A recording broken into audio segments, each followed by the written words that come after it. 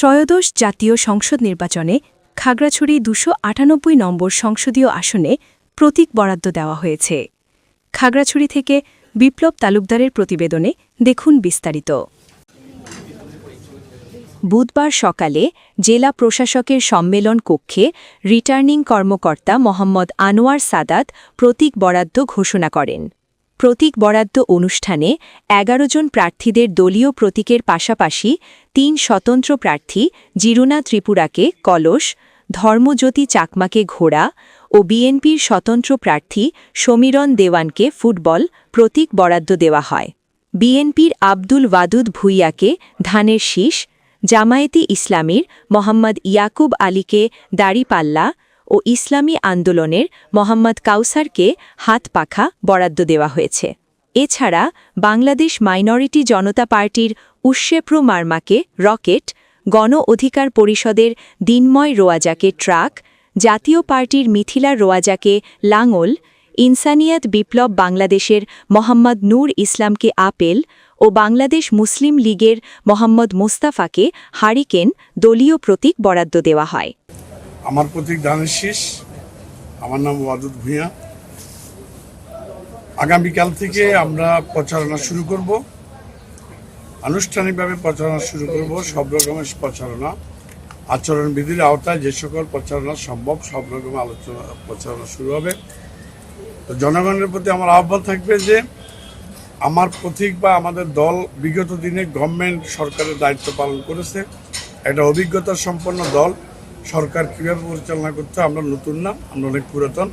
সেই হিসাবে আপনারা বিবেচনা করে আমাদের প্রতীক ধানের শীষ। আসন্ন ত্রয়োদশ জাতীয় সংসদ নির্বাচনে জাতীয় পার্টি লাঙ্গল মার্কার মনোনীত প্রার্থী। আমি চাই একটি সুন্দর খাগড়াছড়ি আপনাদেরকে উপহার দিতে। সেক্ষেত্রে আমি অনেক লক্ষ্যে এই উদ্দেশ্যে নেমেছি। গত নির্বাচনে আমি অংশগ্রহণ করেছিলাম, অনেক বাধা বিপত্তির সম্মুখীন হয়েছি। যেমন ঝুঁকিপূর্ণ কেন্দ্রগুলোতে প্রায় গোলাগুলি হয়েছে, অনেকগুলো বন্ধ করে দেওয়া হয়েছে। আপনারা দেখেছেন 19টা কেন্দ্রেই মোটামুটি শূন্য ভোট। তো আমি চাই এবার সেগুলো না হোক। সেক্ষেত্রে আমরা প্রার্থীরা যেরকম সতর্ক থাকবো, সেক্ষেত্রে প্রশাসনকেও চাই আরেকটু দায়িত্বশীলতা প্রশাসন যেন বাড়ায়। এর আগে খাগড়াছড়ি আসনে বিএনপি, জামায়াতে ইসলামী, জাতীয় পার্টি, গণ অধিকার পরিষদ ও এনসিপি সহ মোট ১৬ জন প্রার্থী মনোনয়নপত্র সংগ্রহ করেন। এর মধ্যে এনসিপি প্রার্থী ছাড়া ১৫ জন প্রার্থী মনোনয়নপত্র জমা দেন। আজকে আমরা নির্বাচন রিটার্নিং অফিসার মহোদয়ের অফিসে আমরা আজকে প্রতীক বরাদ্দ হয়েছে এবং আমি 10 দলীয় জোটের প্রার্থী বাংলাদেশ জামায়াতে ইসলামী মনোনীত এবং সেখানে আমার প্রতীক হলো দাড়িপাল্লা।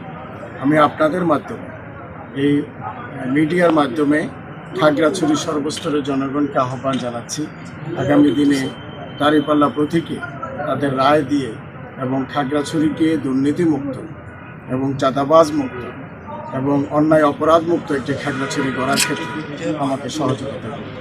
পাশাপাশি আমি বলতে চাই, গত 1টি বছর আমি খাগড়াছড়ির হাটে ঘাটে বাজারে প্রত্যেকটি ইউনিয়নে, ওয়ার্ডে এবং উপজেলা পৌরসভাগুলিতে সাধারণ মানুষের মাঝে এবং এই অঞ্চলের গুরুত্বপূর্ণ এবং সম্মানিত যারা ভোটার আছেন তাদের কাছে আমি গিয়েছি এবং তাদের কাছে সেভাবে আমি আমার আবেদনগুলি উপস্থাপন করেছি।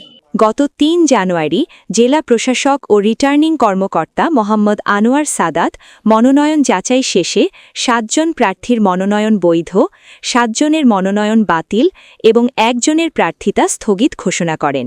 পরবর্তীতে বাতিল হওয়া প্রার্থীরা আপিল করলে আপিল কর্তৃপক্ষের সিদ্ধান্তে আরও 6 জন প্রার্থীর মনোনয়ন বৈধতা ফিরে পায়।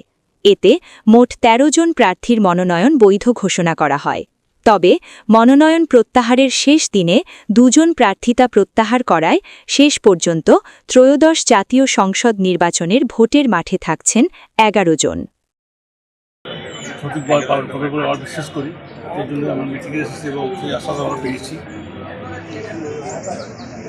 যে সমস্যাগুলো আছে নির্বাচন কমিশনের উদ্যোগে সমাধান হবে বলে আমি বিশ্বাস করি এবং দূর দূরান্ত থেকে ভোটাররা যেন সহজে আসতে পারে সেই ব্যবস্থা করতে হবে। তারা যেন নির্ভয়ে ভোট দিতে পারে, তাদের পছন্দ মতো প্রার্থী জয়যুক্ত হতে পারে ভোট দিয়ে, এবং তাদের যে নাগরিক অধিকার দীর্ঘদিনের যে আকাঙ্ক্ষা নিজের উপর নিজে দেব, এটা একদিনের আকাঙ্ক্ষা না, দীর্ঘ কয়েক যুগের আকাঙ্ক্ষা, সেই আকাঙ্ক্ষা যেন বাস্তবায়ন করা যায়, সুন্দর নির্বাচন করে এখানে সুস্থ নির্বাচনের মাধ্যমে তাদের প্রার্থী নির্বাচন করে, প্রতিনিধি নির্বাচন করে এখানে